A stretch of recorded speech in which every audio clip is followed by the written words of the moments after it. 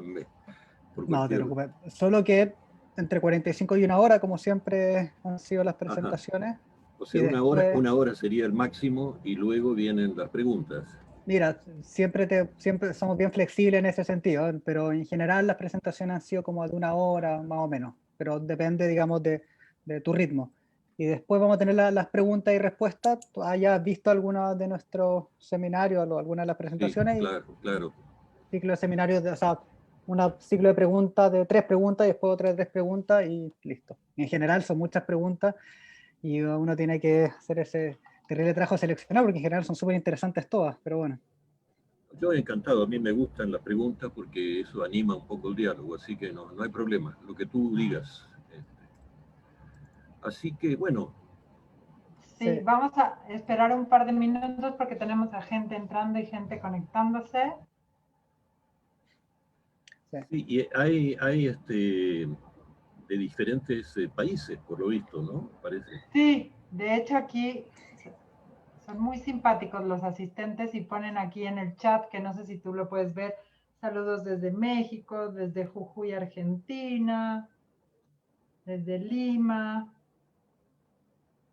Monterrey, Bueno, así, Morelia, tenemos Brasil, tenemos así como que van poniendo desde dónde, Lima. Donde Raúl Previch pasaba los veranos. ¿Dónde pasaban los veranos? No sé, el Alejandro, Alejandro, ¿dónde pasaban los veranos? Y terminó la secundaria, dice Alejandro Zafarov. Es Jujuy, yo creo, ¿no? Que nos había puesto, sí, en San Sí, Salvador de Jujuy, Argentina. pero estuvo viviendo en Mar del Plata, ¿eh? Cuando llegó Perón, y Perón lo echó, lo echó de la universidad, y él se quedó justamente en un momento que no tenía plata, no tenía nada, cuando se fue a vivir a Mar del Plata y vendió el auto para poder sobrevivir entonces ahí estaba de vacaciones y ahí se le ocurrieron, ahí fue cuando empezó su etapa latinoamericanista, ¿no? Después que Perón lo echó, digamos. Es muy interesante, Dice que su madre era de Jujuy. exactamente, era de Jujuy, de Salta, del norte argentino, digamos, ¿no? Del norte argentino. Pero de una familia muy arraigada y muy conocida, la familia de la mamá. Y el papá era un inmigrante alemán. Bueno, eso es un poco la historia que voy a empezar contando ahora, ¿no? oye Armando, hay una biografía que creo que alguna vez lo comentamos de Previch. ¿Tú la leíste? Sí, sí, sí, The Life and Times of Raúl Prebisch, que es Edgar Dossman. Es un canadiense de la Universidad de McGill. Es un tremendo trabajo hizo, ¿no? Es un libraco de este tamaño y es como muy novelado, muy intimista, ¿no? Debe tener mucha imaginación del propio Dossman, porque los sentimientos de Previ, los altos, los bajos, los triunfos, los fracasos, los desastres, los retornos, está todo, es muy interesante. Y Bueno. está traducido al español.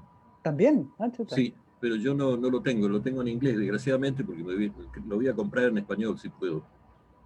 ¿Y Pero tú sabes quién lo tradujo? ¿Qué editorial? no sé qué Lo editorial, voy a buscar. Sí, sí, sí, sí. pero creo que está traducido, sí, casi estoy seguro que está traducido, ¿no? Pero la Interesante. edición en inglés es de la editorial de la Universidad de McGill, Ya, ya, ya. McGill Ah, en Canadá, ¿no? En Canadá, ah, creo. interesante. Sí, sí. Sí, vale la pena porque va contando toda la historia, ¿no?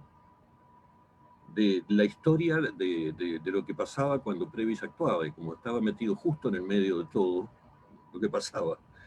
Claro. Es Además también interesante. es que incluye algo del periodo de la CEPAL, de su amistad, no solo la vida Previch, también es la vida de una institución, pues, de la CEPAL, Sí, de la UNCTAD. por supuesto, por Era un, supuesto. Miguel. era un creador de instituciones, ¿sí? Impresionante. Empezamos porque ya estamos transmitiendo el chit chat. Ok, ok, Bueno, muy bien. perfecto. Bueno, vamos a comenzar, estimadas y estimados, bienvenidos a una nueva sesión del ciclo de seminarios sobre el capitalismo y sus intérpretes. Como saben, hoy día nos toca conversar y aprender un poco del pensamiento de uno de los más importantes economistas de América Latina, que se atrevió a pensar sin calco ni copia, ¿no? Como fue Raúl Prebisch, el padre, ¿no? del estructuralismo latinoamericano, y no solamente un padre de una teoría económica, sino también, como ya comentamos, un padre de instituciones, como fue la CEPAL y la UNCTAD. Y para eso, para entrar un poco más en el pensamiento de Raúl Prebisch, tenemos a Armando Di Filippo, el profesor Armando Di Filippo. El profesor Di Filippo es economista durante muchísimo tiempo, ¿no? Desde los 70, si mal no recuerdo, digamos, como lo hemos conversado, comenzaste a trabajar en la Comisión Económica para América Latina y el Caribe, la CEPAL, y dentro de esa trayectoria también Armando ha sido profesor de diferentes universidades, ¿cierto? Entre las cuales está también el Instituto de Estudios Internacionales de la Universidad de Chile, la Universidad Alberto Hurtado, la Universidad de Barcelona también, si mal no recuerdo, y también la Universidad de Stanford. Dentro también de esta trayectoria, Armando ha publicado una serie de libros y artículos, son muchos, solamente me voy a centrar en algunos que yo creo que son claves. Primero es Poder, Capitalismo y Democracia, del 2014. Luego tenemos Desarrollo y Desigualdad Social en América Latina, de hecho publicado por el Fondo de Cultura Económica en 1981, creo una selección de artículos y investigaciones que hizo el profesor Di Filippo. Luego también tenemos Raíces Históricas de la Estructura Distributiva en América Latina, por la CEPAL. Integración Regional, Desarrollo y Equidad, también por la CEPAL en el año 2000. Y a su vez hay una serie de artículos que yo creo que son bastante claves para adentrarse en el pensamiento estructuralista, como es un artículo que fue un clásico, ¿no? Que es La visión centro-periferia hoy, publicado en 1998, en el cual Armando intenta actualizar o ver cómo la dinámica de la centro-periferia se expresaría a partir de los años 90. Y también tenemos un artículo que es harto más teórico, más reflexivo, que es Estructuralismo Latinoamericano y Teoría Económica, del año 2009, en el cual Armando intenta ver cómo el estructuralismo dialoga con las diferentes teorías del valor en el debate económico. Armando también se caracteriza por haber sido parte y seguir siendo parte, ¿no? de toda esa gama economista estructuralista en torno a la CEPAL. Solamente por dar una pequeña nota, cuando Raúl Prebisch publica su último libro, y probablemente su libro más radical, ¿no? Capitalismo Periférico, Crisis y Transformación, en el año 1981, Armando publica una parte en ese libro, escribe un análisis sobre la obra de Marx y también su diálogo de la obra de Marx con el estructuralismo latinoamericano, que está como una sección de ese libro de Raúl Prebisch. Por lo tanto, tenemos a alguien que es bastante cercano a la aproximación de Prebisch sobre el estructuralismo, así que sin nada más que decir, le quiero dar las gracias a profesor Armando por estar hoy día aquí con nosotros y recordarles solamente que, como siempre, ¿no? Al final de la presentación ustedes pueden hacer las preguntas, o durante la presentación pueden hacer las preguntas que yo las comentaré y se las haré llegar al profesor Di Filippo al final de su presentación. Así que, Armando, muchas gracias y puedes comenzar cuando quieras. Bueno, muchas gracias, José Miguel, por esta generosa presentación. Muchas gracias también al Instituto de Estudios Internacionales y, digamos, en la persona de Dorotea y todos los amigos, en donde he dado clases y que han tenido esta iniciativa junto con José Miguel y el Fondo de Cultura Económica, que me parece extraordinaria realmente, de gran impacto y muy educativa. Y gracias al Fondo de Cultura, ¿no? Bueno, el Fondo de Cultura, todos los trabajos de Prebisch, entre paréntesis, todos los trabajos importantes de Prebisch fueron publicados en su momento por el Fondo de Cultura Económica. Todos los trabajos de los principales estructuralistas latinoamericanos, o los primeros, digamos, fueron publicados en el Fondo de Cultura y en las lecturas del trimestre económico, que era una de las vinculadas al Fondo de Cultura, de manera que en este caso, evidentemente, la contribución del Fondo de Cultura a la cultura económica de América Latina ha sido espectacular, ¿no? Así que también en buena hora esta conjunción para producir esta reunión.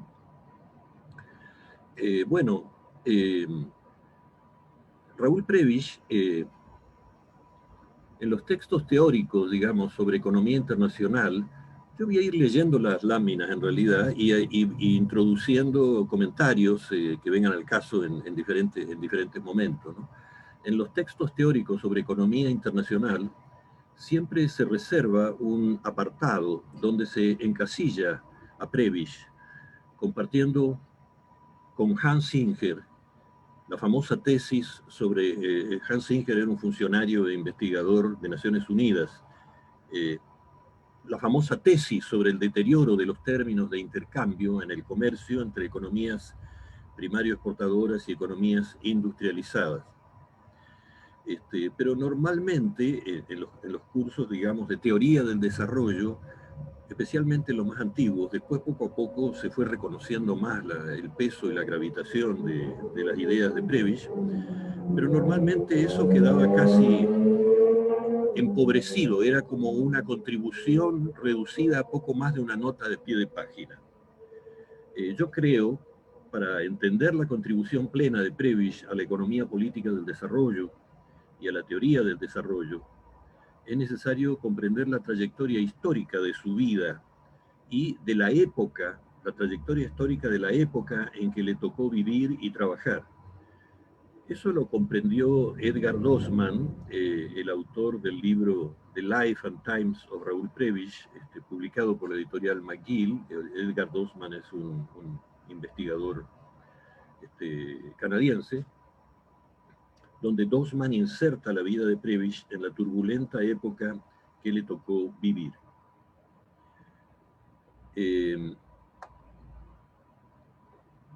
Prebisch fue... No, voy a poner primero los datos básicos de Prebisch. Raúl Prebisch nació en el año 1901, con el siglo, digamos, en la provincia de Tucumán, la provincia norteña de Tucumán, del interior de Argentina. Su madre, Rosa Linares Uriburu, perteneció a una familia socialmente arraigada, con vínculos directos y profundos con la oligarquía conservadora y agroexportadora dominante de la época. Ella, Rosa Linares, su madre, fue hija de Segundo Linares, un ex ministro de gobierno, un ex senador provincial, y sobrina de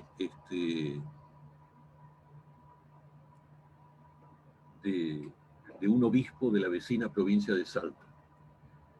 Su padre, el padre de Raúl Prebisch, Alvin Prebisch, fue un inmigrante alemán que recaló en Argentina y se radicó en Tucumán después de dar unas cuantas vueltas, contrayendo matrimonio con Rosa Linares.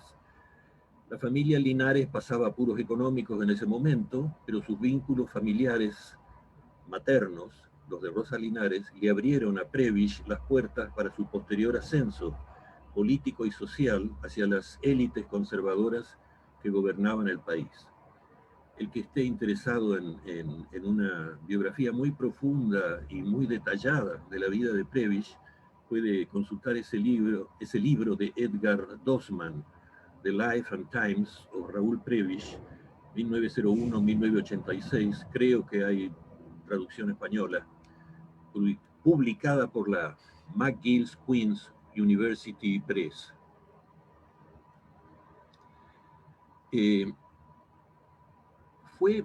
Prebisch fue viceministro de Finanzas en la Argentina antes de cumplir los 30 años de edad, lo cual ya evidencia una cierta precocidad, digamos, en el tema. Fue organizador y gerente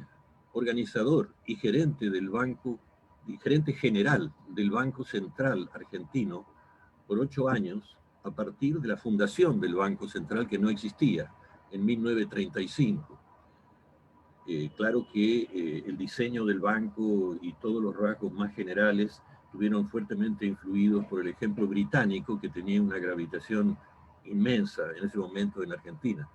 Pero en todo lo que fue la organización práctica del banco, y no solo eso, sino las políticas concretas que se fueron desarrollando en el banco, él durante 8 años fue el que estuvo a cargo de esta tarea. Por otro lado, bueno, sabemos, y de eso vamos a hablar bastante, fue intérprete del subdesarrollo e ideólogo del desarrollo en América Latina, a partir de su liderazgo intelectual. Eso ya fue a partir de 1949 en la CEPAL, Organización de Naciones Unidas. Fue también un inspirador de una escuela latinoamericana del desarrollo, elaborada por los representantes del estructuralismo latinoamericano, con ramificaciones sociológicas y políticas, en especial a través de la teoría de la dependencia, donde incursionaron nombres tan importantes, no solo en la historia del pensamiento, sino en la historia de América Latina, como el propio Fernando Enrique Cardoso, entre otros. Fue inspirador y fundador y gestor, digamos, inspirador, fundador, pero además gestor, el encargado de poner en marcha y desarrollar, gerenciar estos procesos de organismos internacionales de cooperación a escala tanto latinoamericana, como fue la Comisión Económica para América Latina de las Naciones Unidas de CEPAL, o el Instituto Latinoamericano de Planificación Económica y Social, como a escala mundial, ¿no? La Conferencia de Naciones Unidas sobre Comercio y Desarrollo. Al final de su vida fue crítico de la teoría económica neoclásica, un crítico muy profundo y muy agudo de la teoría económica neoclásica, donde se había educado, donde se había desarrollado y había aprendido, y un audaz proponente de un nuevo sistema económico para América Latina, para superar el capitalismo periférico.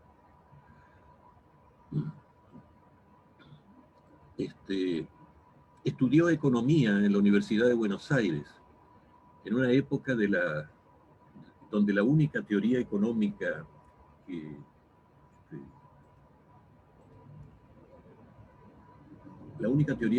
que efectivamente existía, que se enseñaba en la Universidad de Buenos Aires, era la teoría neoclásica.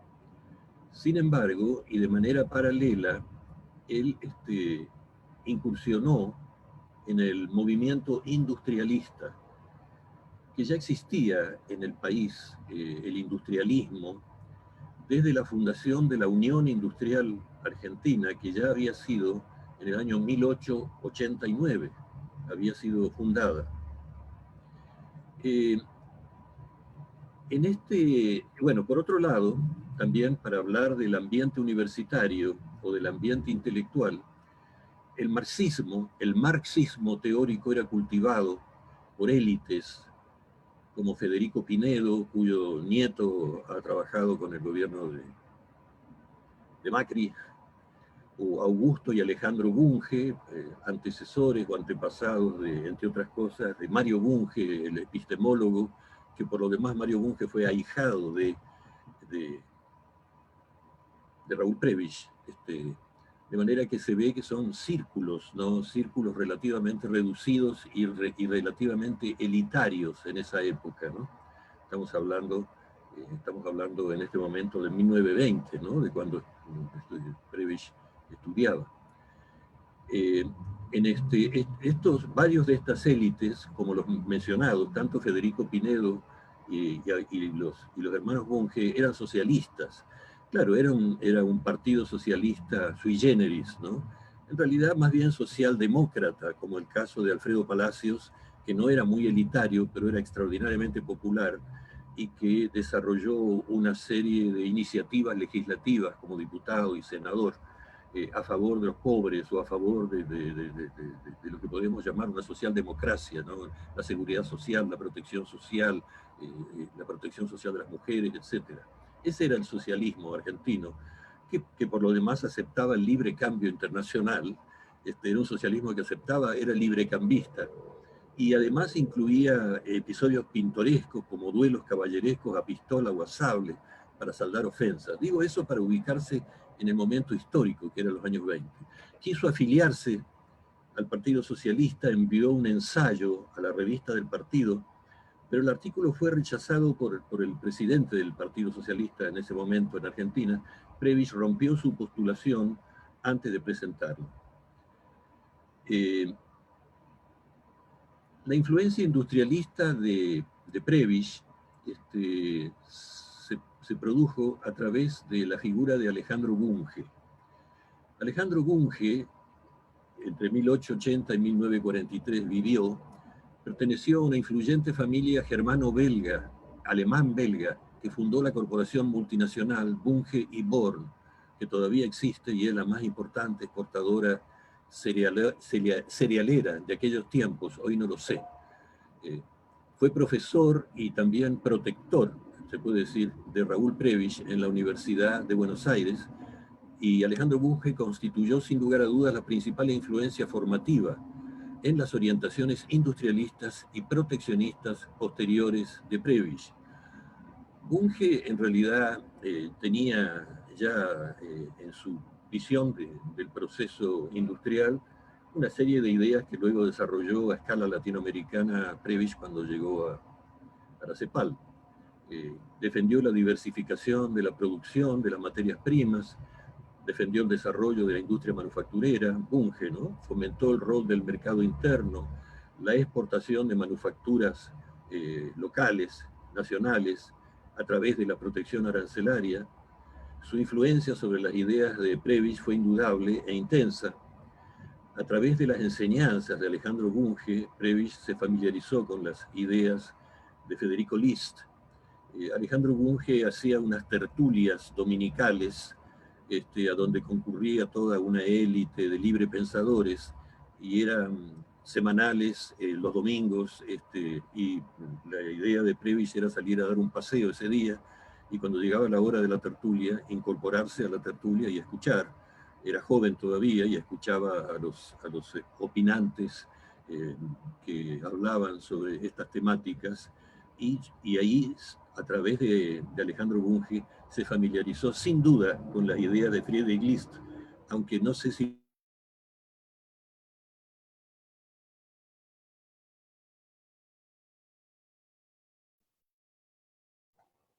Se nos cayó Armando. ¿Se ve? Vale.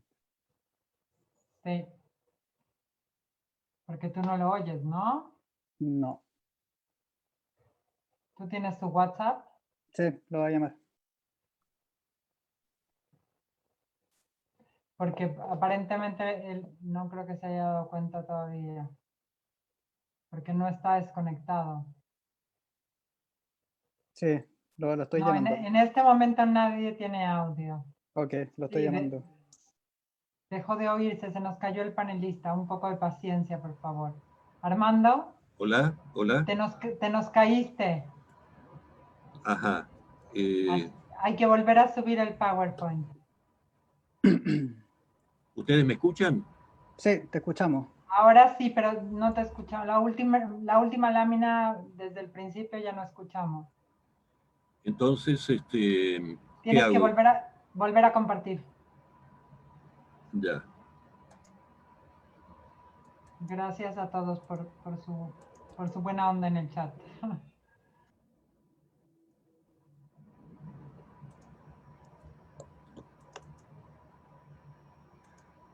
Bueno, no sé, aquí tengo, lo lamento, ¿no? Tengo ¿ahora están Ahí viendo o está. no? ¿Están Perfecto. viéndolo? Ya. No, ¿No? no sé muy bien. Sí. Se corta. Sí, Mariano, lo vamos a publicar en YouTube y en las redes de las dos instituciones. Bueno, si quieren, sigo hablando sin el PowerPoint, por lo menos. Si quieres, quítale el modo presentación, Armando, y con eso no importa, aunque veamos todo, lo vemos más en chico. Es que con el modo presentación como que se salió del cuadro. Sí, Ajá, Armando, lo que puede hacer es sálete de la presentación. sí, y sigo hablando. No, sálete y después lo vuelve a poner, pero sin ponerlo en modo presentación. Entonces, solamente eso. Ya, sí. Y ahora hazlo de nuevo, share screen. Seleccionas tu presentación. Me aparece en pequeño y en Ahí, grande. Ahí está, perfecto. ahí Perfecto. déjala y así la podemos seguir. ¿Cuál es la pequeña esta de acá o la? Porque yo veo dos pantallas, veo dos, bueno, no importa. Está perfecto. Ya. Entonces, lo que está apareciendo es el... Prebisch, personaje multifacético. Bien. Entonces, Ya hablamos del Prebisch, personaje multifacético, hablamos de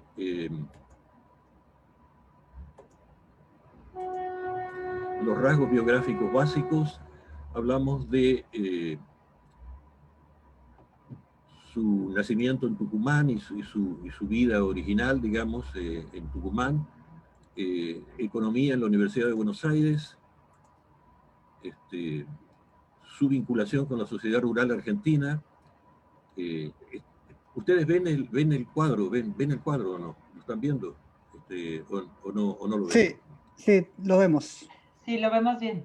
Bueno, entonces,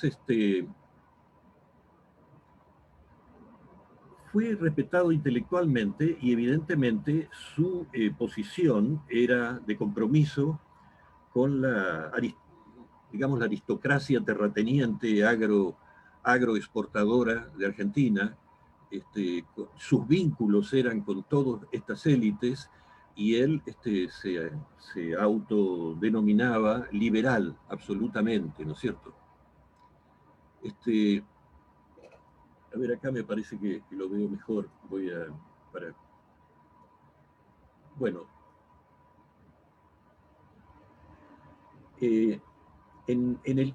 ya en sus años 30, o en sus 30 años, antes de cumplir los 30 años, fue seleccionado, entre otros funcionarios del Banco de la Nación, donde trabajaba, en su oficina de estudios.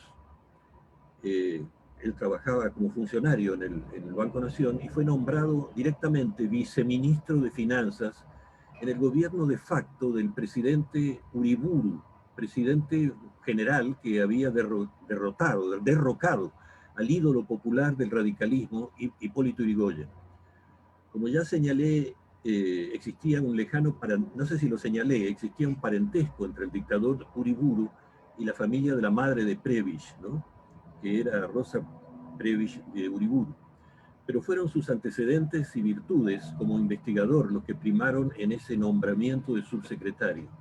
Entre otros antecedentes, y trabajando como investigador de la sociedad rural, fue el que organizó un sistema de estadísticos sobre el comercio internacional inspirado en su viaje a Australia y Nueva Zelanda.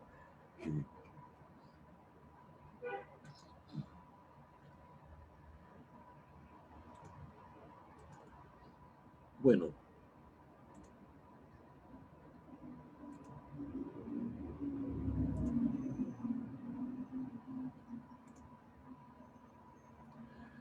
en 1935 él fue nombrado en realidad como organizador, gerente general y gestor durante los siguientes años, de 1935 a 1943, del Banco Central de la República Argentina. El banco había sido ideado dentro de una estructura o de un modelo británico, y los británicos tenían una importancia extraordinaria en la determinación de la vida económica en ese momento de la economía argentina. Él estaba presente estaba presente en su calidad de gerente cuando se firmó el tratado. Roca era el nombre del presidente y Runciman era el representante británico. Julio Argentino Roca, hijo, era el vicepresidente, ¿no? Y junto con el encargado de negocios británico, por el cual se firmó este tratado, por el cual el Reino Unido se comprometía a continuar comprando carnes argentinas en tanto y en cuanto su precio fuera menor al de los demás proveedores mundiales. Los demás proveedores mundiales eran todas las colonias británicas, era Australia, era Nueva Zelanda, era Canadá, con lo cual Argentina tuvo que bajar los precios por debajo de los precios de estos proveedores que eran subordinados directamente a Gran Bretaña. Como contrapartida, Argentina aceptó la liberación de impuestos para productos británicos, al mismo tiempo que tomó el compromiso de no habilitar frigoríficos de capitales nacionales. ¿Para qué? Para que los frigoríficos fueran todos de propiedad británica.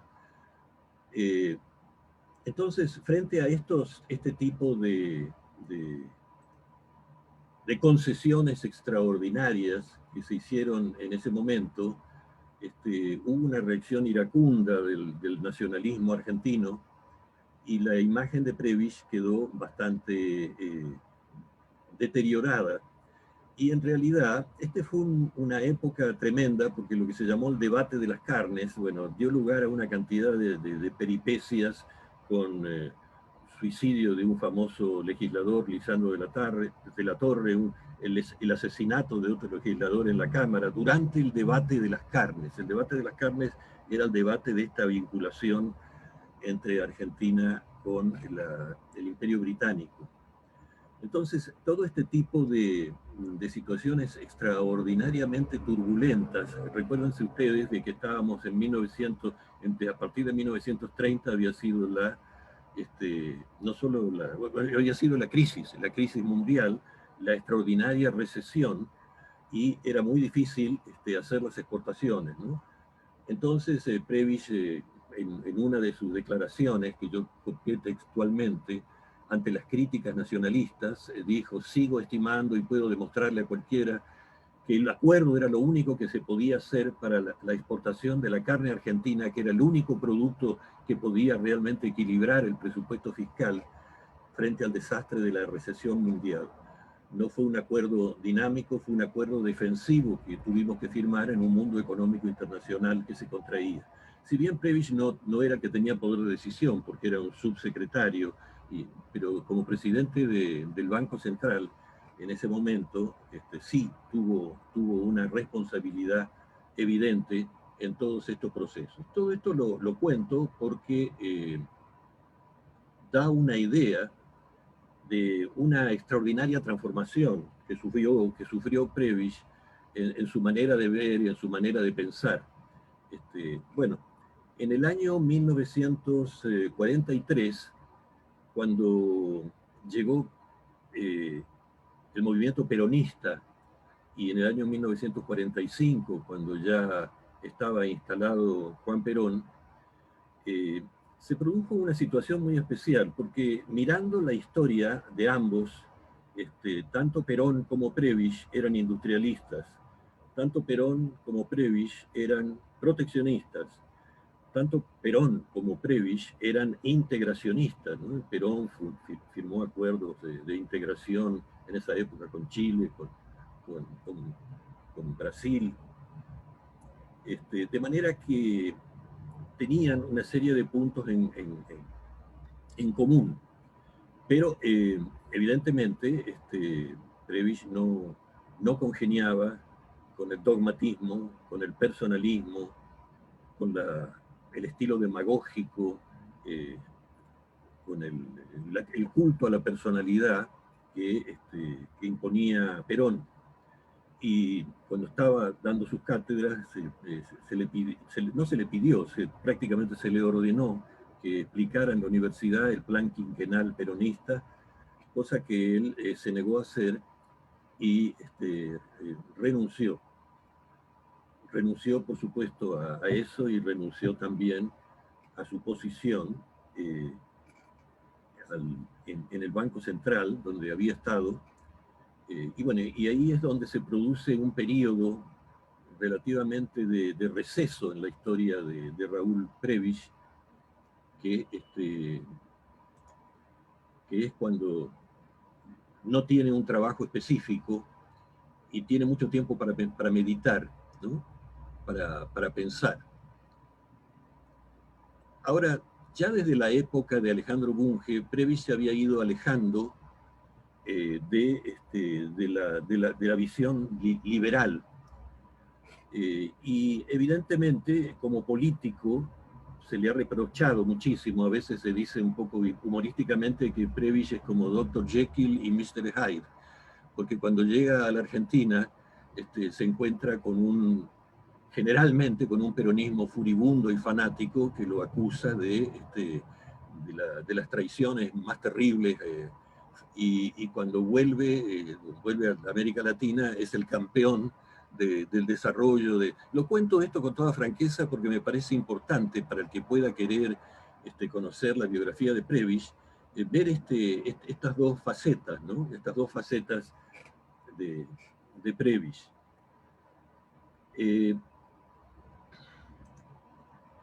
Yo no sé si puedo ampliar. Si amplío esto, ¿se generará un problema? ¿Ahí se generó algún problema? ¿O Ahí está mejor, está perfecto, Armando.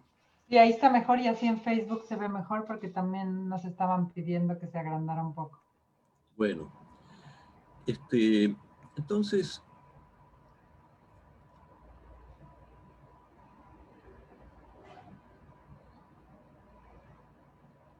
estoy tratando de ubicarme acá.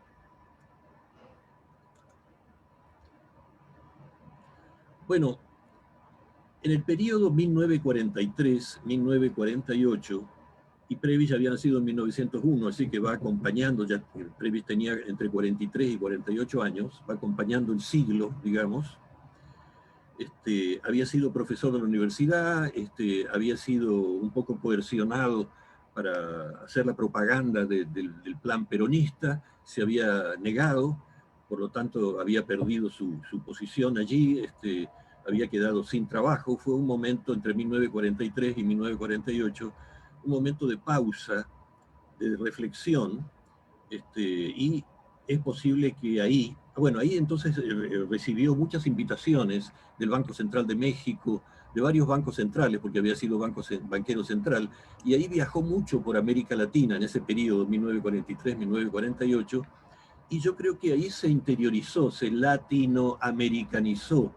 En México tuvo una intensa vivencia de un mundo absolutamente distinto, pasó por Brasil y tuvo también otras vivencias, y yo creo que ahí es, como dice Dossmann, descubrió, entre comillas, América Latina. Ya tenía sus años, ¿no? Estamos hablando entre 43 y 48. Bueno, en esta etapa es cuando Prebisch es invitado a asumir la Secretaría General de la CEPAL, la Secretaría Ejecutiva de la CEPAL. Antes de él había habido un par de esfuerzos por generar el primer informe. Había un informe previo de Celso Furtado, que era mucho más joven, pero ya estaba vinculado a estas actividades de Naciones Unidas. Pero realmente el trabajo que le dio el origen, que le dio la catadura, que le dio el temperamento a la CEPAL, fue lo que se llamó el Manifiesto Latinoamericano, ¿no?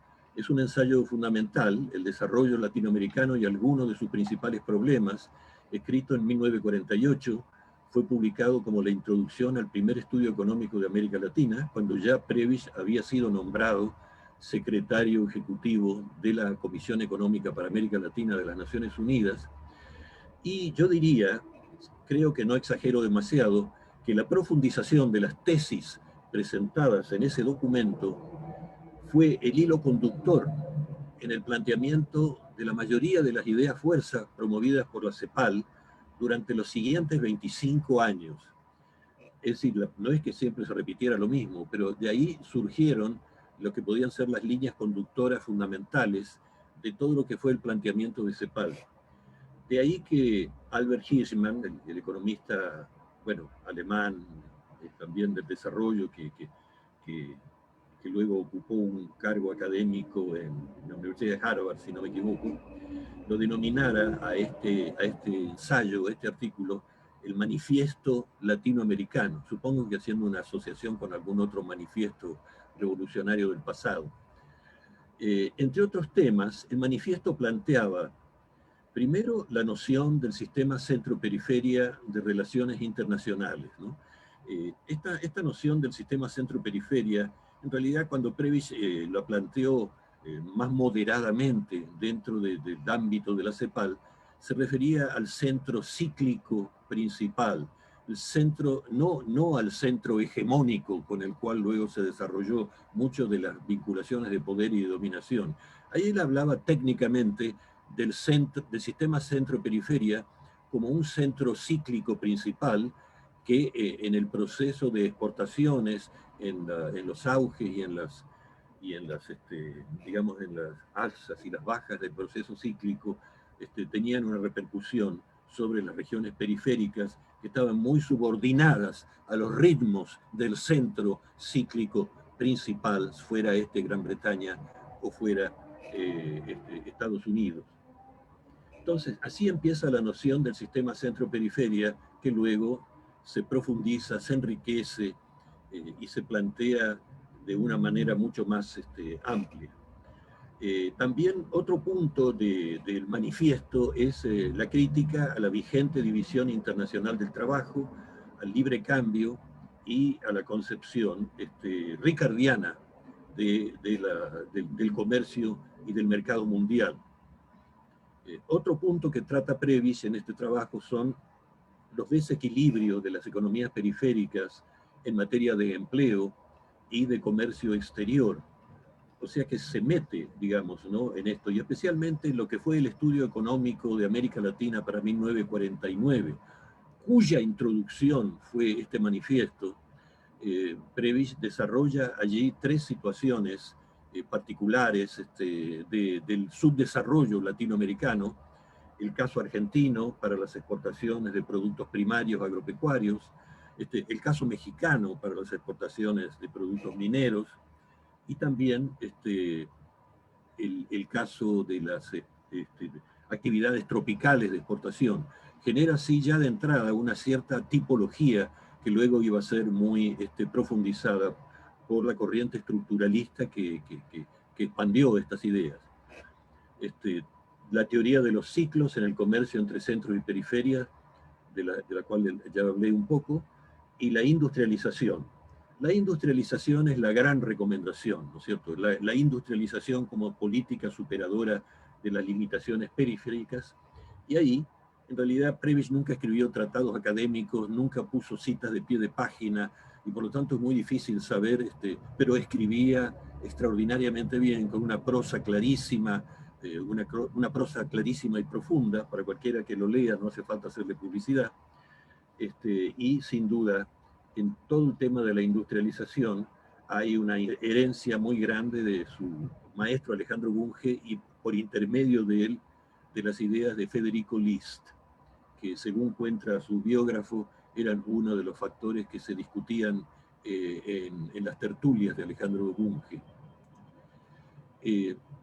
Raúl Prebisch fue el padre fundador del estructuralismo histórico latinoamericano. Bajo el indiscutible liderazgo de Prebisch, la escuela estructuralista histórica latinoamericana comenzó a nacer a partir de los años 50 con autores preocupados por la temática del subdesarrollo. Los pioneros, digamos, de la primera hora fueron fundamentalmente el brasileño Celso Furtado, los chilenos Aníbal Pinto y Osvaldo Zunkel, el argentino Aldo Ferrer. Todos los principales, vale la pena decirlo esto, ya que estamos aquí auspiciados o vinculados o asociados con el Fondo de Cultura en esta empresa, todos los trabajos principales de estos autores fueron publicados oportunamente, empezando por los de Prebisch, y algunos de nosotros también de segunda o tercera generación beneficiados por la editorial Fondo de Cultura Económica. Vale la pena mencionarlo, ¿no es cierto? Como también todos aprendimos de todos los grandes clásicos de la economía de todos los tiempos, gracias a través de la tarea editorial del Fondo de Cultura Económica.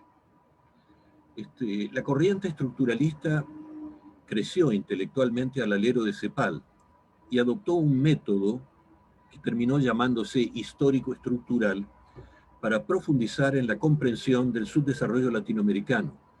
Fueron intérpretes de la historia latinoamericana, creando estos estructuralistas, creando tipologías. Por ejemplo, tres grandes tipologías fueron, tres grandes tipos de actividades exportadoras: las agropecuarias de clima templado, como para el caso argentino o el caso uruguayo, incluso del Valle Central de Chile, las áreas de exportación minera, y obviamente todo lo vinculado a lo tropical, digamos, ¿no?, a las plantaciones tropicales, pero a partir de esas tipologías desarrollaron interpretaciones completas del desarrollo primario exportador de estos países.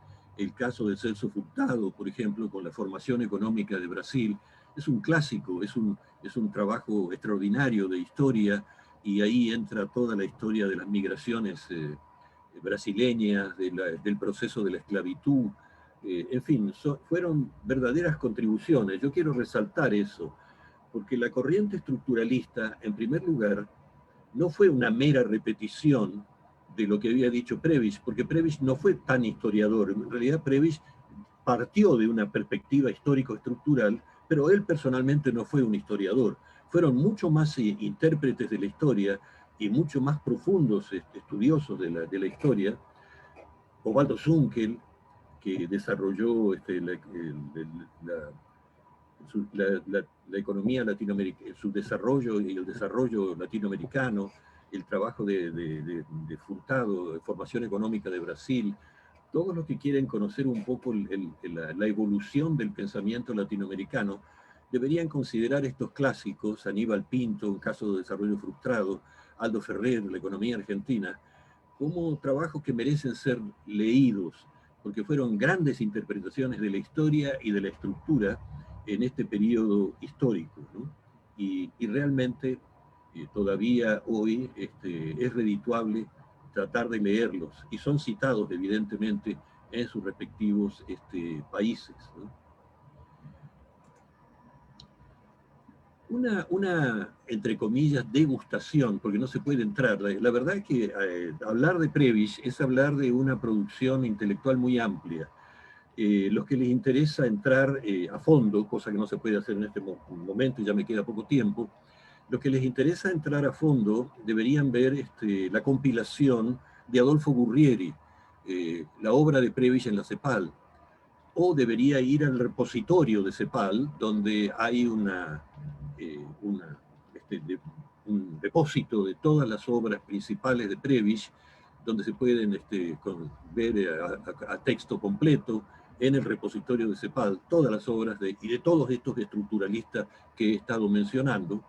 De manera que es un hombre muy publicado, es un hombre muy conocido, y no hace falta, bueno, está el trabajo de Dosman para su biografía, y están los trabajos de Ricardo Bielchowski sobre el pensamiento de CEPAL, pero básicamente me parece que uno de los más completos, desde el punto de vista de una selección, es Adolfo Gurrieri, Fondo de Cultura Económica, Trimestre Económico, la obra de Prebisch en la CEPAL, donde hay una selección hecha por Prebisch, porque Prebisch estaba ahí, digamos, y Adolfo Gurrieri trabajaba con Prebisch, una selección de lo que Prebisch consideró más importante de toda esa obra.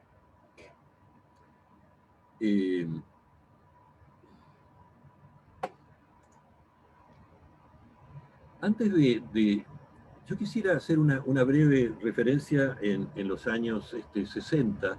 Fue un momento muy importante, porque ese fue el periodo de la Alianza para el Progreso, fue el periodo de los trabajos de Prebisch sobre el mercado común latinoamericano, fue el periodo donde, bueno, estaba Eduardo Frei Montalva en Chile, que fue un promotor de la Alianza para el Progreso y de la integración latinoamericana. Y ahí, en ese periodo, la presencia de CEPAL fue extraordinariamente importante. Estaba Felipe Herrera dirigiendo el Banco Interamericano de Desarrollo, un abogado socialista, socialdemócrata chileno. Era una época de mucha tolerancia, de mucha cercanía y de mucha simpatía, tanto por parte de John Fitzgerald Kennedy como por parte de las relaciones que había en ese momento. Fue la época de la Alianza para el Progreso. ¿Sí? ¿Sí? ¿No se escucha? No, sí se escucha. Ah, sí. Continúa, Bueno, continúa nomás, no te preocupes. Ya. Entonces, esta época era la época de mayor poder, de mayor influencia de Raúl Prebisch en su relación dentro de las relaciones internacionales, y fue la época de la Revolución Cubana, y fue la época en que la Alianza para el Progreso y la que podemos llamar en Chile, había una expresión chilena para referirse a la revolución en libertad, la revolución en libertad de Frei, que de alguna manera era como la contraparte, la alternativa democrática a la revolución marxista, si se pudiera llamar de esa manera, como se consideraba un poco por parte de Estados Unidos, la revolución cubana. Bueno, ese fue un momento de extraordinaria gravitación de Prebisch, porque también fue en los años 60 cuando él creó el ILPES, y en ese momento lo llamaron para que presidiera la UNCTAD, porque el otro personaje que iba a desarrollar el tema de la UNCTAD, la conferencia sobre el comercio y desarrollo, decidió no aceptarlo, y Prebisch aceptó. Entonces estaba por un lado siendo secretario general del ILPES, por otro lado siendo secretario general de la UNCTAD, por un lado hablando sobre la planificación, por el otro, porque tenían los dos cargos al mismo tiempo, y por el otro lado hablando sobre el comercio y el desarrollo y el trato favorable a los países en desarrollo. Entonces todo eso pasaba en torno a los años 60, y Prebisch se alternaba entre la UNCTAD y el comercio y favorable a los países en desarrollo, y por el otro lado se alternaba con el tema de la planificación dentro del sistema de CEPAL, donde él era el que dirigía y había fundado el ILPES. De manera que era una actividad enloquecida, era una actividad vertiginosa, y viajar, se pasaba la vida subido en los aviones, y creo que de ahí viene la foto esa que se lo ve, esa es la época, ¿no? de la foto esa. Entonces, bueno, yo voy a leer rápidamente, porque si no, no voy a alcanzar a tocar otros temas que también me interesa. Sobre los ciclos. A mí me interesa hablar sobre los ciclos, y voy a leer textualmente dos párrafos de Prebisch sobre los ciclos económicos. Dice Prebisch: durante la creciente del ciclo, una parte de los beneficios de los países centrales se ha ido transformando en aumento de salario por la competencia entre empresarios y la presión sobre todos ellos de las organizaciones obreras. Está hablando del ciclo, ¿no? Y de las regulaciones del ciclo de comercio, ¿no? Cuando en la menguante del ciclo el beneficio tiene que comprimirse, aquella parte que se ha transformado en dichos aumentos, se refiere a los aumentos de salarios que se produjeron en la creciente del ciclo, ya perdieron su fluidez, y había una conocida resistencia a la baja de los salarios. Entonces, la presión, en el momento de la menguante del ciclo, se desplazaba hacia la periferia. Cuanto menos pudieran comprimirse los ingresos en el centro, dice Prebisch, más tendrían que hacerlo en la periferia. Y aquí agrega él mismo: la desorganización característica de las masas obreras en la producción primaria, especialmente en la agricultura de los países de la periferia, les impedía conseguir aumentos de salarios comparables a los vigentes en los países industriales, o mantener esos salarios con amplitud semejante. La compresión de los ingresos, sean beneficios o salarios, era más fácil en la periferia, comprimir los ingresos. Y sigue diciendo Prebisch, fíjense ustedes cómo mete él una consideración de naturaleza socioeconómica, que tiene que ver con la pugna salarial, que no es estrictamente económica, sino que es más bien sociopolítica, ¿no? Eso es una de las características de Prebisch, que nunca se detuvo ante los límites de lo que es la ciencia económica, y entró en la ciencia política, entró en las ciencias sociales, y entró en todas las partes que le pareció, para poder explicar. Su objetivo era explicar. De todos modos, aunque se conciba en la periferia una rigidez parecida a la del centro, ello tendría por efecto aumentar la intensidad de la presión del centro sobre la periferia, pues al no comprimirse el beneficio periférico en la medida necesaria para corregir la disparidad entre la oferta y la demanda en los centros cíclicos, seguirán acumulándose existencias de mercaderías en los centros y contrayéndose la producción industrial, y por consiguiente contrayéndose la demanda de productos primarios por parte de los centros. Y esta llegará a ser tan fuerte, esta contracción, como fuere necesario para lograr la necesaria compresión de los ingresos de la reducción, digamos, de los ingresos en el sector primario. El reajuste forzado, termina diciendo Prebisch, de los costos de la producción primaria durante la crisis mundial nos ilustra acerca de la intensidad que puede adquirir este fenómeno, ¿no? Este fenómeno de la transmisión de los elementos recesivos, pero multiplicada varias veces de lo que sucedía en los centros hacia la recesión de las regiones periféricas, ¿no? Eso es un poco cómo las estructuras de poder también estaban presentes en algo tan técnico y tan economístico como es los ciclos de mercado, ¿no? Ahí se veía un poco esa creatividad y esa amplitud de criterio que tenía Prebisch. Bueno, la industrialización de América Latina aparece como una única vía para corregir tanto los desajustes del desempleo y el subempleo, los desequilibrios del comercio exterior. Prebisch fue industrialista, bueno, eso ya lo dije. La creación de la UNCTAD, ahí también ya comenté, la cooperación a favor de los países subdesarrollados, que no podía basarse en los mismos criterios que regían la cooperación entre los industrializados. Por ejemplo, el principio de la nación más favorecida del GATT, que implicaba normas iguales a competidores con poder muy desigual. Prebisch propuso la reciprocidad real, que tuviera en cuenta las asimetrías estructurales reales, lo que exigía conceder preferencias comerciales y financieras a las periferias. Las ideas de la UNCTAD que él lideró respondieron a este enfoque, que coexistió de manera incómoda con el libre juego de las fuerzas del mercado, predicado desde el Fondo Monetario Internacional, desde el Banco Mundial y desde el GATT. Cuando hizo un balance final de ese proceso, Prebisch expresó desengaño y expresó desaliento con las posibilidades de la cooperación a escala mundial, y un poco se doblegó, se rindió ante las asimetrías de poder, incorporando centralmente ahí la noción de poder a sus visiones teóricas posteriores.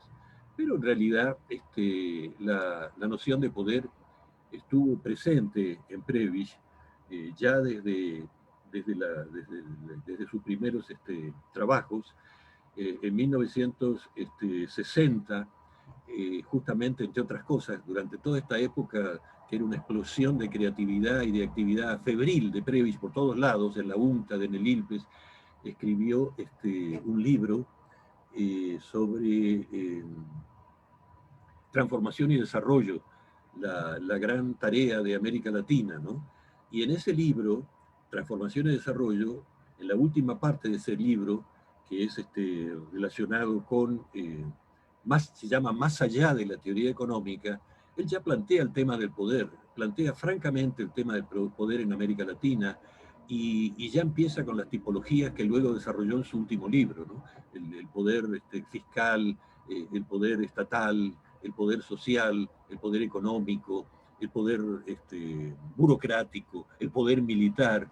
Él abre el juego a las diferentes presiones del poder y hace una cierta asociación entonces con la temática del poder. Bueno, como se me está acabando el tiempo y quiero tratar otros temas, voy a decir dos cosas más. La primera, que es las contradicciones de su vida política. Tras el derrocamiento de Perón en 1955, Prebisch fue asesor del gobierno militar golpista que derrocó a Perón. En la esfera económica, sus ideas objetivamente estaban más cerca de la izquierda, porque más cerca era de las cosas que Perón trataba de hacer, porque eso es la verdad. Pero Perón representaba el populismo, Perón representaba las masas desaforadas. Era una época muy especial. Por ejemplo, el representante del Partido Comunista, refiriéndose a Perón y al 17 de octubre, hablaba del aluvión zoológico para referirse al pueblo. Un representante del Partido Comunista Argentino que hablaba del aluvión zoológico para referirse al pueblo no era precisamente un representante muy democrático. Digo estas pequeñas anécdotas para ver el tema. Bueno, en todo caso, Prebisch volvió a ser asesor del gobierno golpista de Perón. Ahí había una enemistad feroz, inconciliable. Y eso me hizo acordar a esta frase que yo tomo del gran mentor, o no mentor, el gran teórico que Prebisch recoge, que es John Maynard Keynes, ¿no? El único autor que Prebisch cita en todos estos libros, hacia una dinámica del desarrollo latinoamericano de 1960, de transformación y desarrollo, todos estos, el único autor que cita es Keynes. Y por eso yo me animo a meter esta frase de Keynes cuando a Keynes le pidieron que se afiliara al Partido Laborista, ¿no? Y entonces se negó y dijo, en primer lugar es un partido de clase, y de una clase que no es la mía. Si yo he de defender intereses parciales, defenderé los míos. Dijo Keynes, estoy hablando de Keynes, cuando llegue la lucha de clases como tal, mi patriotismo local y mi patriotismo personal estarán con mis afines. Yo puedo estar influido por lo que estimo que es justicia y buen sentido, siguió diciendo Keynes, pero la lucha de clases me encontrará del lado de la burguesía educada. Eso fue recogido en Ensayos de Persuasión en 1925. Yo diría que respecto del peronismo, si le hubieran preguntado, pero ¿usted por qué no se afilió al peronismo? Prebisch hubiera respondido exactamente lo mismo, ¿no? Porque él, cuando volvía a la Argentina, se volvía a convertir en Dr. Jekyll, digamos, volvía a su pasado, y ahí era otro personaje, con otra influencia, con otra relación. Bueno, resumen. Yo creo que el pensamiento de Prebisch puede ser analizado como una visión de mundo que expresa una filosofía de la historia, como una teoría económica con rasgos propios, que por un lado se apoya y por otro lado interpela y cuestiona las principales cuestiones de pensamiento económico establecidas en la vida académica occidental, como una economía política que vincula la noción de desarrollo con las nociones de poder a través de una consideración explícita del papel del Estado-Nación, y como un conjunto de políticas de desarrollo que no han perdido validez para las condiciones específicas de América Latina. Para cada una de estas aspectos, Prebisch tenía algo que decir. Ya esto lo hablé, a ver, no sé manejar muy bien esta, perdónenme por favor, por todo esta, sobre que estamos con poco tiempo, yo estoy, no sé cómo corregir esto para abajo.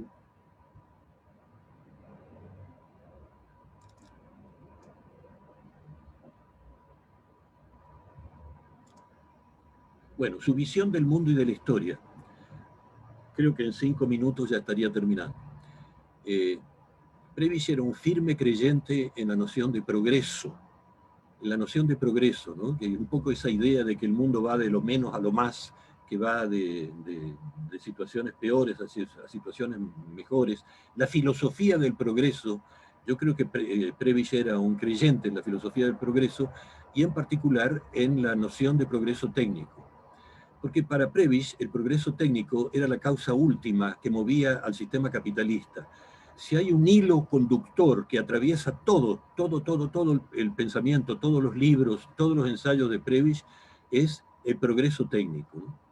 Y en ese ámbito los precedentes teóricos más obvios son la filosofía de la historia de Marx en relación con el desarrollo de las fuerzas productivas y las ideas de Schumpeter, en particular las referidas a la destrucción creadora inherente al desarrollo capitalista, aunque que yo sepa, él sí citó a Marx varias veces en diferentes trabajos, pero nunca citó, que yo sepa, a Schumpeter explícitamente.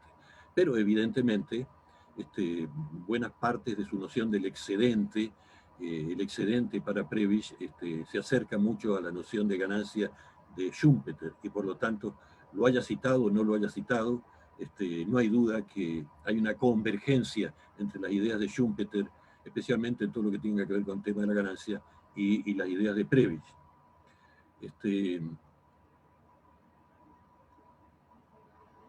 Por otro lado, su visión teórica del capitalismo.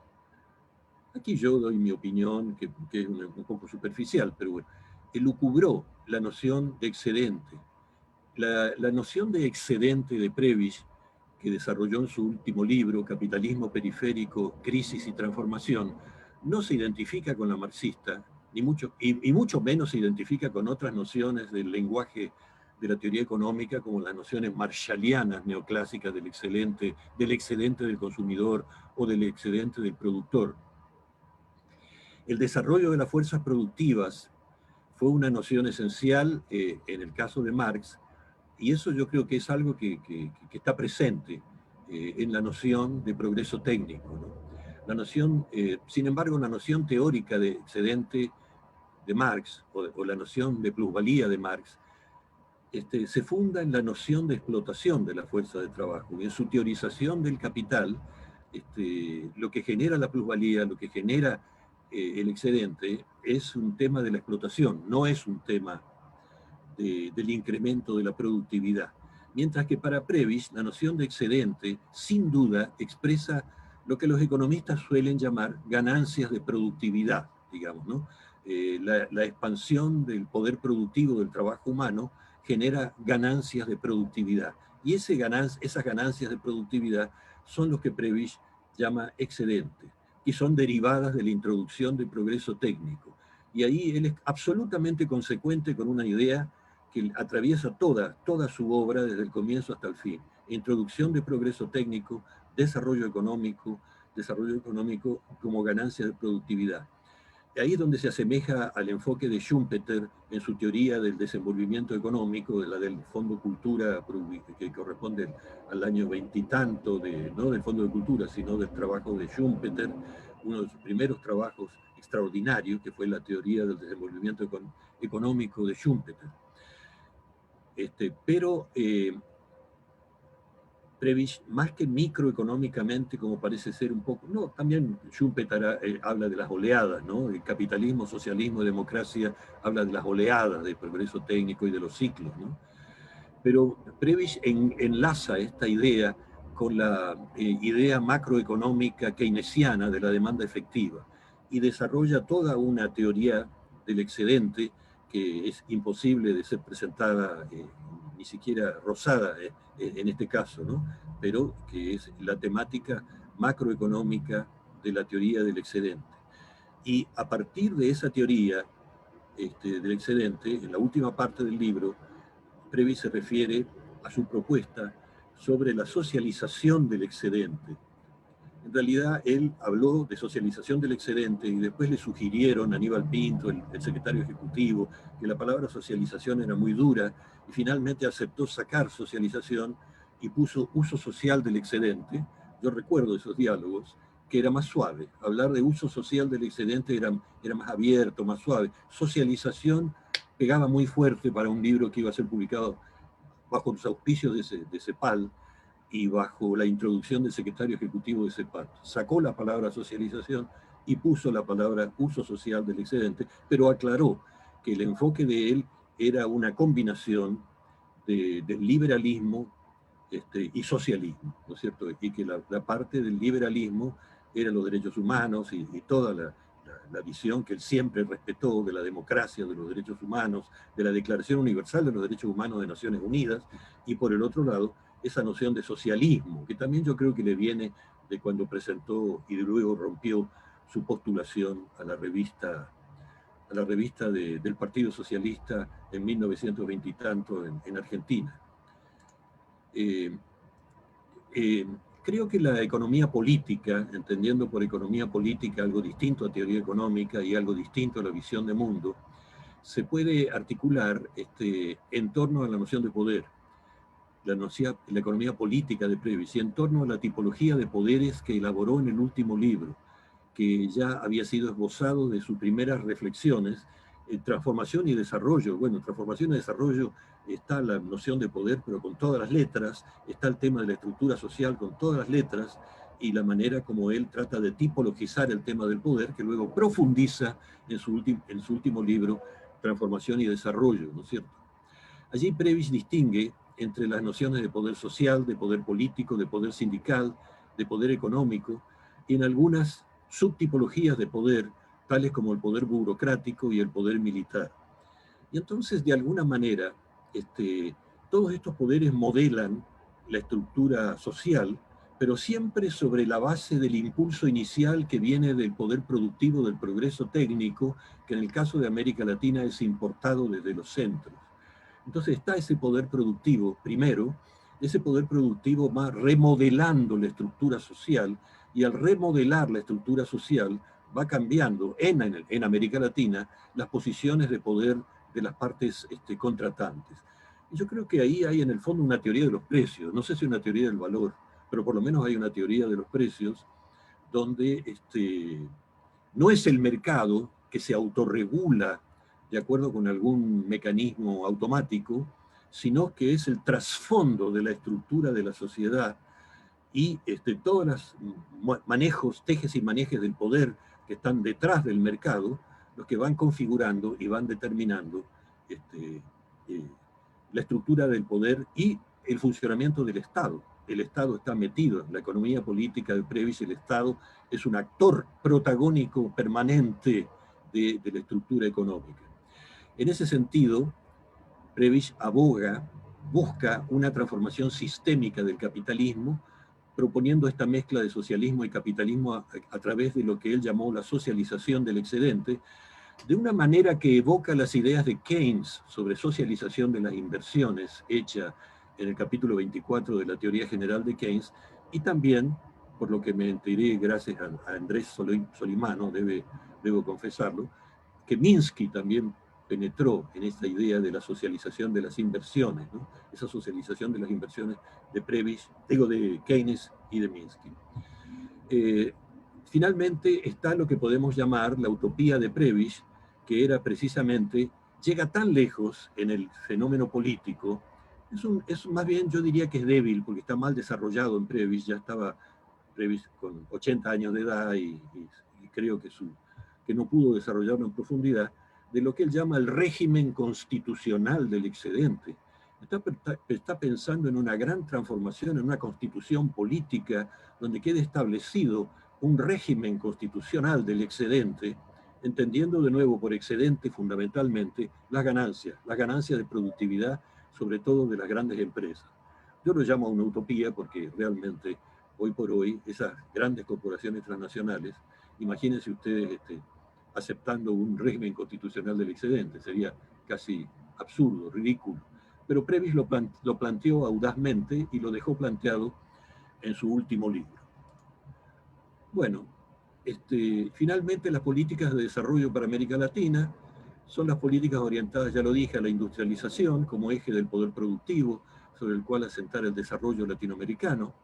Esa línea ha sido seguida por muchos autores posteriores, muy importante la figura de Chang, cuando habla de retirando la escalera, por qué razón la expresión retirando la escalera es cómo los países desarrollados trataron de obviar o de evitar un rápido desarrollo de los países latinoamericanos y periféricos, y de ahí derivan todas las acciones hacia la promoción de la industria nacional, latinoamericana, etcétera, dentro de una línea que es la que, con muchos resultados exitosos, logró Federico List implantar en Alemania y logró Henry Carey, como asesor de Abraham Lincoln, implantar en los Estados Unidos. Aquí en América Latina no hemos tenido tanta suerte como para promover este ideal industrialista, proteccionista e integracionista. Evidentemente el mundo ha cambiado de una manera extraordinaria, estamos en otro mundo, estamos en una nueva era tecnológica, estamos en la era de la inteligencia artificial, estamos en otra situación completamente distinta, y de todas maneras yo creo que puede ser ilustrativo y educativo echarle una mirada a la inmensa bibliografía de Raúl Prebisch. Gracias. Muchas gracias, Armando. Tenemos varias preguntas, Armando, así que si quieres puedes ir anotando. Te voy a dar 3 preguntas. A ver, espérame un segundo. Sí, no te preocupes. Tú me dices cuando estés listo. Sí, adelante, por favor. Adelante. Sí. Te voy a hacer 3 preguntas y después la segunda ronda de otras 3 preguntas también. La primera es una más conceptual, y de hecho algo hemos comentado también en estos seminarios, en qué se diferencia la postura de Friedrich List con la de Raúl Prebisch. Si bien tú señalaste que había un punto de importante acuerdo, ¿no? De una genealogía del pensamiento Prebisch a partir de la obra de List, ¿cuáles serían algunos puntos de disenso, ¿no? Alguna novedad de Prebisch al respecto? La segunda pregunta es, te la digo inmediatamente, Armando, es si puedes profundizar un poco en lo que se ha hablado del último Prebisch, ¿no? Probablemente se hace referencia al texto, el capitalismo periférico, si es que existe esta idea de un último Prebisch diferente al Prebisch más comúnmente conocido. Sí. Y la tercera es si es posible afirmar que China se está convirtiendo en un nuevo centro al estar transformándose en una economía de consumo y cada vez menos dependiente de sus exportaciones, preguntan.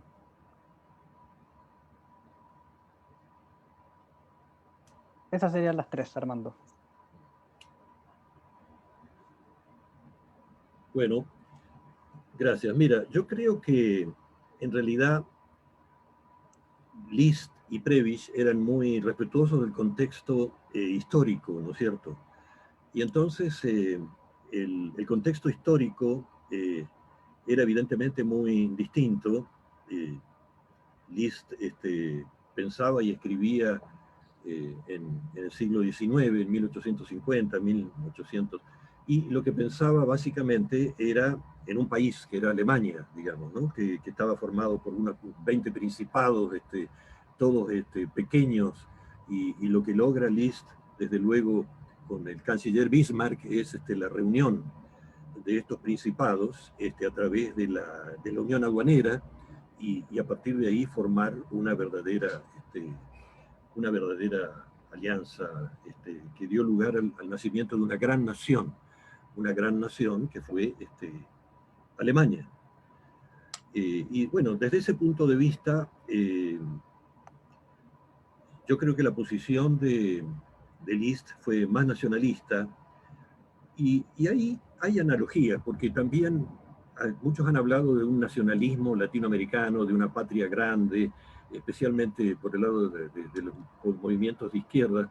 Siempre se ha pensado en un ideal, en algo así como unos Estados Unidos de Sudamérica, donde toda Sudamérica, aparte de Centroamérica y ya México, que están un poco más lejos, podía formar una unidad integral.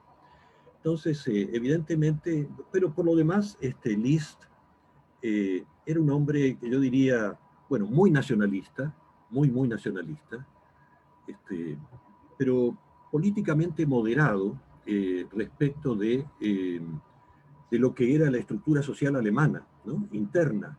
Yo te diría que hasta el liberal. Lo que pasa es que él lo que quería era, bueno,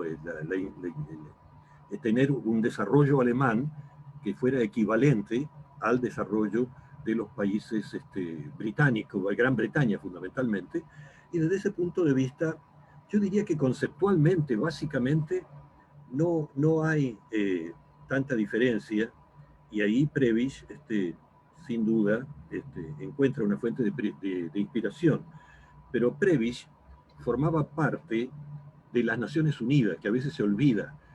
Formaba parte de los principios que regulan las Naciones Unidas, y era un fiel intérprete y un fiel obediente seguidor de los principios de la Declaración Universal de los Derechos Humanos, de la cooperación internacional, de las instituciones de la cooperación internacional, y por lo tanto todo lo que hace Prebisch como hacedor de la cooperación internacional, la existencia de la UNCTAD, por ejemplo, que fue un organismo y que existe, digo fue, pero existe, la UNCTAD sigue funcionando y haciendo sus informes sobre comercio, desarrollo, inversión, todos los años, y se puede ir a esos informes.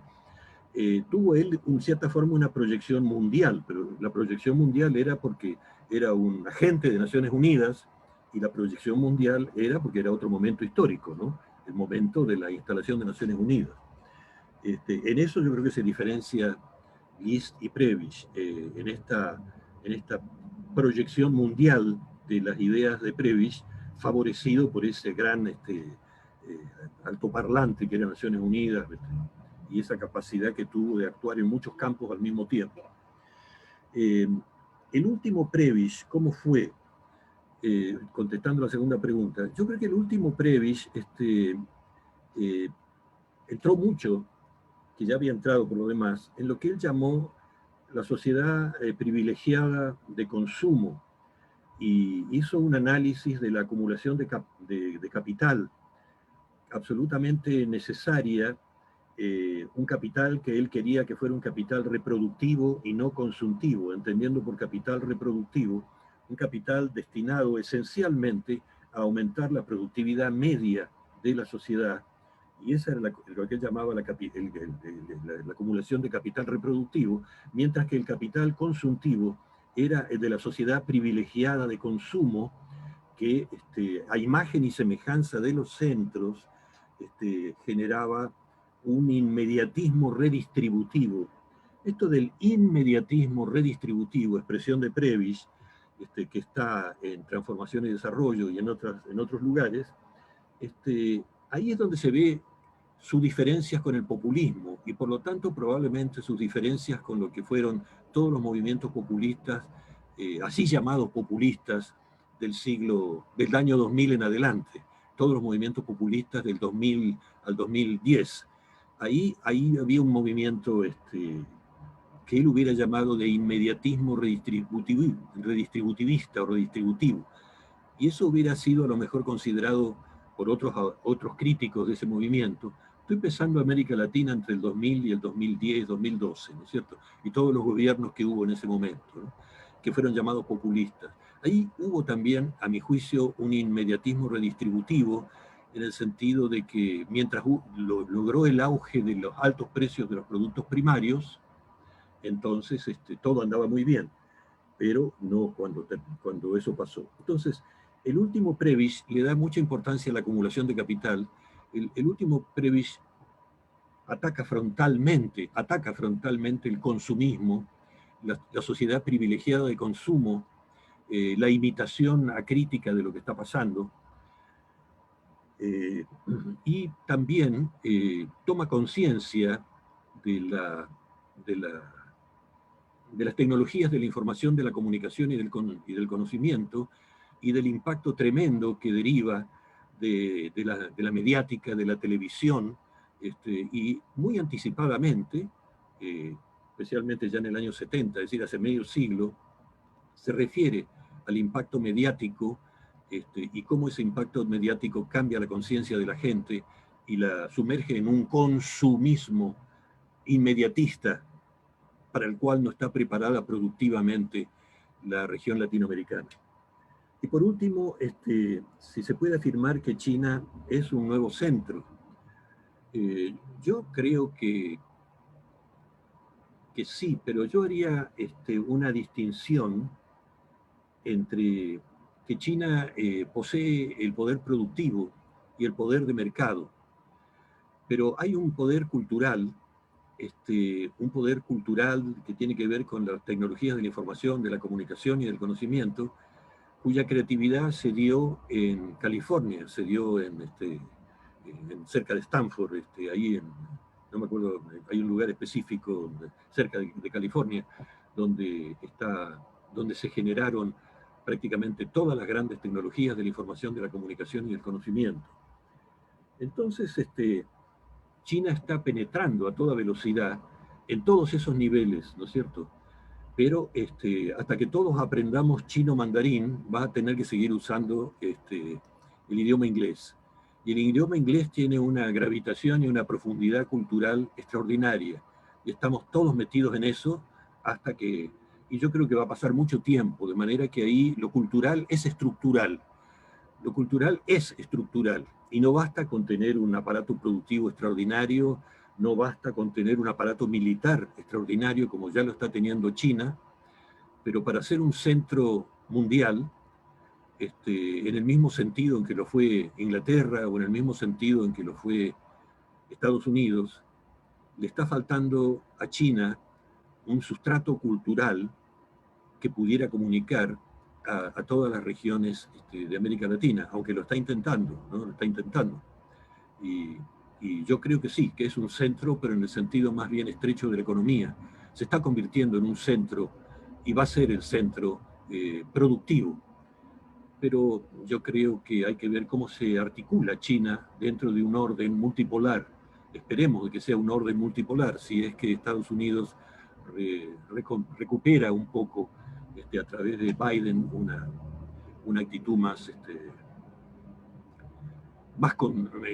más integradora del orden mundial y un poco el espíritu de las Naciones Unidas, ¿no? que Biden estaba destruyendo rápidamente. Esas son algunas cosas que se me ocurre decir de estos tres preguntas. Perfecto, Armando. Continuamos con las siguientes tres preguntas. Sí. La primera es sobre, y esto es una pregunta que generalmente se le hacen a los estructuralistas, creo yo, y que es súper interesante. ¿Cuál es la relación o cómo se puede explicar desde el estructuralismo el fenómeno asiático, ¿no? El despegue de los países asiáticos? Si confirmaría parte de la hipótesis estructuralista, particularmente la visión centro-periferia, o poco pondría en duda alguna de sus premisas y alguna también de sus políticas, particularmente la idea de la sustitución de importaciones, en contraposición a lo que fue la sustitución de exportaciones de los casos asiáticos. Esa sería la primera, Armando. La segunda es también un poco, de hecho, vinculada a esta pregunta, es ¿cuál es la posición de Raúl Prebisch sobre la apertura económica? Pareciera ser, dice la persona que hace la pregunta, que aquello fue una falla en el modelo de la CEPAL. Y la tercera, finalmente, es, alguien pregunta respecto a tu texto Desarrollo y Desigualdad en América Latina, donde tú estableces que el poder sería el factor determinante a la hora de entender la creación de valor. ¿Cómo se conecta esto con la idea de Prebisch respecto al progreso técnico? ¿Cómo se modela una relación dinámica en este tipo de sistemas? Bueno, gracias. A ver, relación del fenómeno asiático y la sustitución de importaciones. Bueno, es evidente que los asiáticos siguieron un modelo diferente, que desde los inicios se caracterizó por salir a exportar industria, por salir a promover industria y hacer una competencia mundial con sus productos. Y ese fue un modelo exitosísimo, como no lo fue el modelo de sustitución de importaciones. Pero yo diría que el fenómeno asiático, si uno lo ve desde el punto de vista histórico-estructural, en general los países asiáticos no tenían recursos naturales abundantes como sí los tenía América Latina.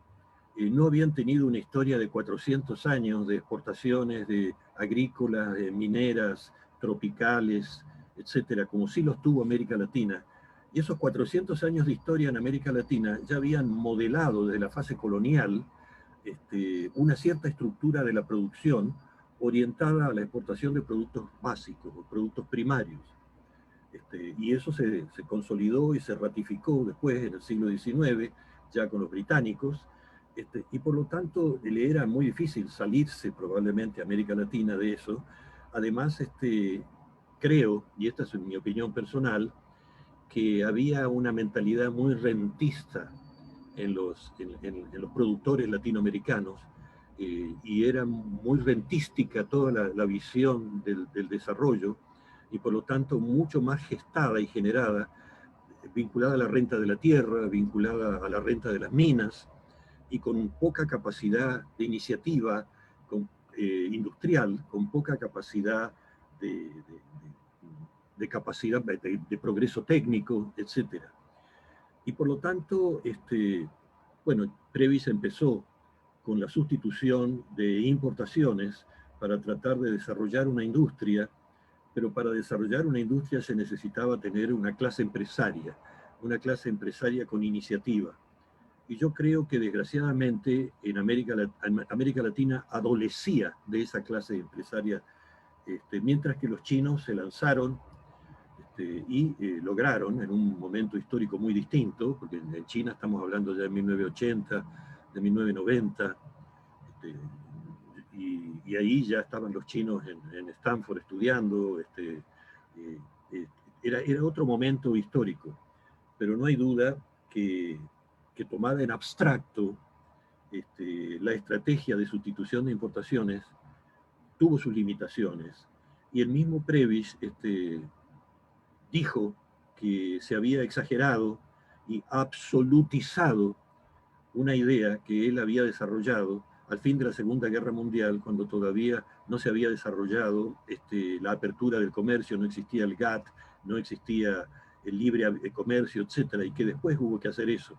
Y dice Prebisch que él ya estaba recomendando, y se puede encontrar un desarrollo de las exportaciones industriales, pero le falló, y no sé si para eso tuvo mucho que ver el tema de los Gran Bretaña y Estados Unidos escondiendo la escalera, como diría Chang, ¿no? Que también puso su granito de arena para ir impidiendo, porque por ejemplo en mi país, que es la Argentina, cada vez que se lanzaba un proyecto industrialista, venía un golpe de Estado de la derecha oligárquica exportadora.